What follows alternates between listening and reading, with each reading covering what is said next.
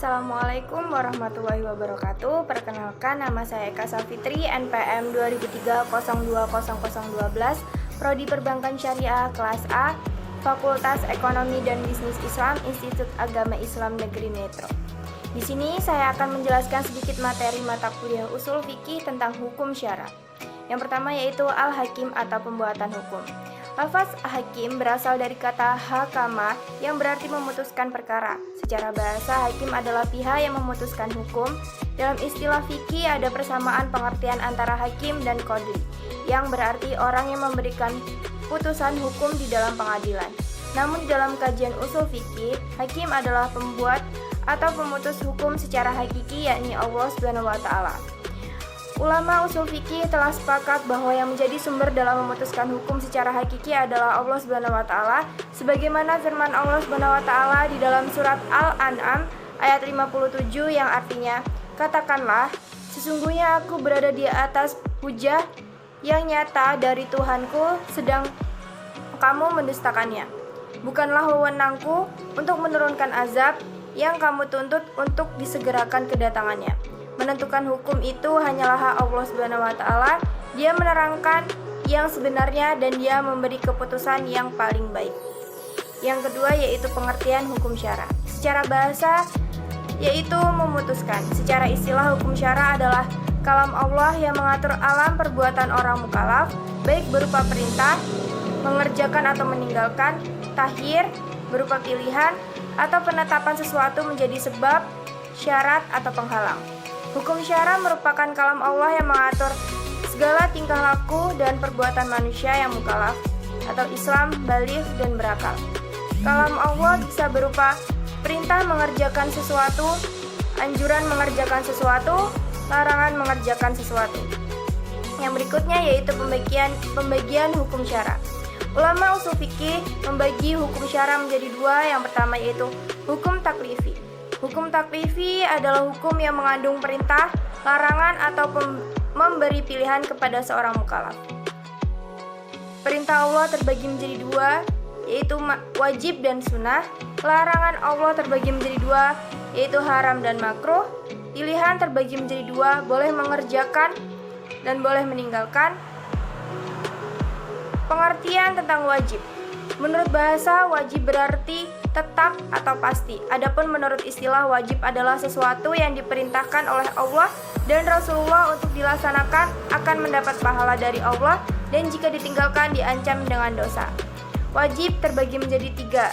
Dari sisi pembahasannya, wajib yaitu wajib ain dan wajib kifayah. Dari sisi kandungan perintah yaitu wajib muayyan dan wajib mukhayyar. Dari sisi waktu pelaksanaannya yaitu wajib mutlak dan wajib muakkad. Wajib ain adalah kewajiban yang harus dilaksanakan oleh setiap mukallaf tanpa kecuali. Wajib kifayah adalah kewajiban yang dibebankan kepada seluruh mukallaf dan dapat gugur manakala telah dilaksanakan oleh sebagian dari mereka. Wajib muayyan adalah sesuatu kewajiban yang telah ditentukan dan tidak ada pilihan bagi mukallaf. Dan wajib mukhayyar adalah suatu kewajiban yang boleh dipilih oleh mukallaf atas beberapa alternatif. Dan wajib mutlak adalah suatu kewajiban yang waktu pelaksanaannya tidak dibatasi oleh waktu tertentu. Wajib muakkad adalah suatu kewajiban yang pelaksanaannya dibatasi oleh waktu tertentu. Penjelasan tentang sunnah. Hukum sunnah merupakan sesuatu yang dianjurkan. Sunnah menurut istilah adalah suatu perbuatan yang dianjurkan oleh Allah dan Rasulullah. Jika dilaksanakan akan diberi pahala, dan jika ditinggalkan tidak berdosa. Sunnah terbagi menjadi tiga, yaitu sunnah muakkad, sunnah yang sangat dianjurkan, sebab sunnah ini selalu dilakukan oleh Nabi SAW dan sangat jarang ditinggalkan. Yang berikutnya itu sunnah ghairu muakkad, yaitu sunnah yang biasa dianjurkan, sebab sunnah ini biasa dilakukan oleh Nabi SAW namun terkadang ditinggalkan. Yang berikutnya itu sunnah zawaid, yaitu sunnah yang biasa dilakukan oleh Nabi SAW sebagai seorang manusia biasa. Penjelasan tentang haram. Haram secara bahasa adalah sesuatu yang dilarang mengerjakannya. Adapun menurut istilah, haram adalah sesuatu yang dilarang oleh Allah dan Rasulullah, di mana orang yang melarangnya akan berdosa dan durhaka. Sementara orang yang meninggalkannya dengan niat menaati perintah Allah akan mendapatkan pahala. Ushul membagi haram ke dalam dua bagian, yaitu haram lizatihi, sesuatu yang diharamkan oleh syariat Islam karena esensinya mengandung kerusakan dan bahaya bagi kehidupan manusia. Contohnya berzina. Yang berikutnya itu halal lighairihi, sesuatu yang diharamkan oleh syariat bukan berarti esensinya namun karena membawa kepada esensi haram. Penjelasan tentang makruh. Makruh secara bahasa berarti sesuatu yang dibenci. Adapun secara istilah, makruh adalah sesuatu yang dianjurkan oleh syariat untuk meninggalkannya. Bila mana ditinggalkan, maka akan terpuji, dan bila dikerjakan tidak berdosa. Penjelasan tentang mubah. Mubah secara bahasa berarti sesuatu yang diperbolehkan. Secara istilah, mubah adalah sesuatu yang diberi pilihan oleh syariat apakah akan melakukan atau tidak melakukan, dan tidak ada hubungannya dengan dosa. Berikutnya yaitu hukum wadli. Hukum wadli adalah ketentuan syariat dalam bentuk menetapkan sesuatu sebagai sebab, syarat, atau sebagai mani atau penghalang. Dengan demikian, hukum wadli terbagi menjadi 3 macam, yaitu sebab, syarat, dan mani atau penghalang. Penjelasan tentang sebab. Sebab adalah sesuatu yang dijadikan oleh syariat sebagai tanda bagi adanya hukum, dan tidak adanya sebab sebagai tanda tidak adanya hukum. Jika ada sebab maka ada hukum, dan jika tidak ada sebab maka tidak ada hukum. Contohnya, tergelincirnya matahari menjadi sebab datangnya waktu zuhur. Adapun sebab dibagi menjadi 2 macam. Yang pertama, kadang tidak berada dalam jangkauan mukallaf dan terkadang berada dalam jangkauan mukallaf. Penjelasan tentang syarat. Syarat adalah sesuatu yang tergantung kepada adanya sesuatu yang lain dan berada di luar hakikat sesuatu itu. Contohnya wudhu sebagai syarat sahnya sholat. Adapun syarat dibagi menjadi 2 macam, antara lain sebagai berikut, yaitu syarat syar'i atau syarat yang ditetapkan oleh syariat, dan syarat ja'li atau syarat yang ditetapkan oleh mukallaf. Penjelasan tentang mani. Mani adalah sesuatu yang ditetapkan oleh syariat sebagai penghalang bagi adanya hukum atau penghalang bagi berfungsinya suatu sebab.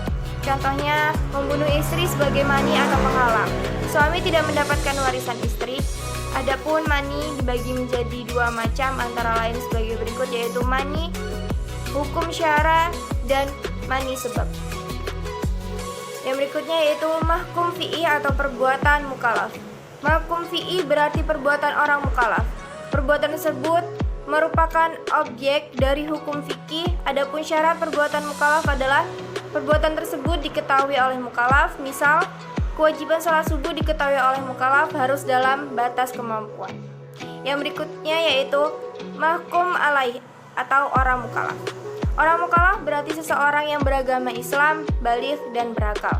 Syarat kewajiban dalam melaksanakan hukum Allah adalah memahami hukum dan mampu melakukannya.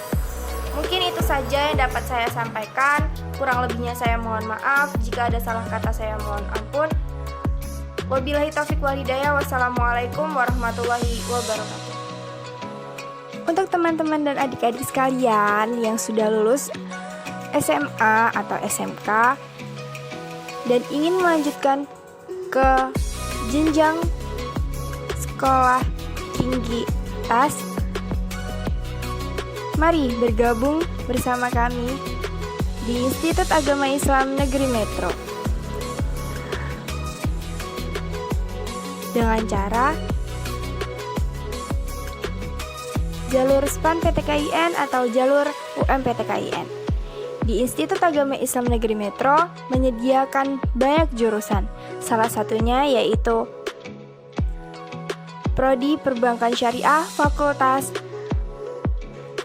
di Fakultas Ekonomi dan Bisnis Islam, dan masih banyak fakultas atau prodi lainnya. Ayo, untuk adik-adik dan teman-teman sekalian, segera daftarkan diri Anda melalui jalur SPAN PTKIN atau UMPTKIN yang tertera di website YIN Metro. Terima kasih.